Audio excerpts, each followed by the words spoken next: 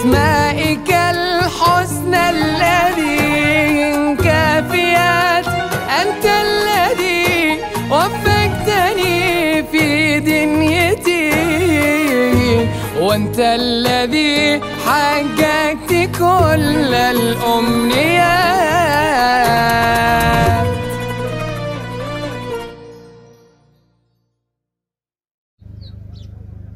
السلام عليكم ورحمة الله وبركاته، شهر مبارك وكل عام وانتم بخير. طبعا نتكلم في رمضان عن التراحم، يعني كل واحد يتراحم ما بيننا، الجار يعطف على جاره، والأخ يعطف على أخوه، على أبوه، على أمه، ونكون متكاتفين ومتراحمين فيما بيننا. يعني لا نكونش احنا نفكر غير في أنفسنا فقط وننسى الآخرين. أنت يعني يكون معك وجارك ما بش معه، فالأحسن أنك إيش تتعاطف مع جارك، وكما قال الرسول: إذا طبقت مرقة فأكثر معها وتعاهد جيرانك. ولكم تحياتي ورمضان كريم، كل عام وانتم بخير، والسلام عليكم ورحمة الله وبركاته.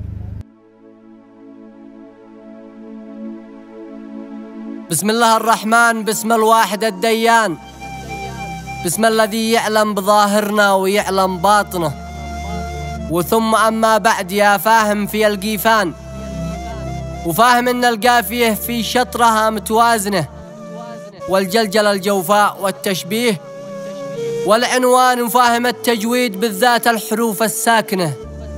احنا سكننا قلب واحد، موطن الإيمان، نبضه تكاتفنا سنة تمشي وتلحقها سنة، ونحمد الله ذي رزقنا الصبر والسلوان، ومن بالرحمة وعاد البعض مش متعاونة.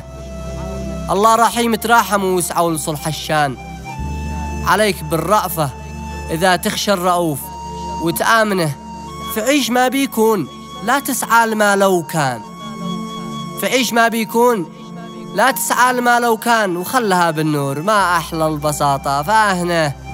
وإذا سمعت أحد يقول لك كم قده رمضان، سؤال يومي ليش مدري، بس هذا ثامنه.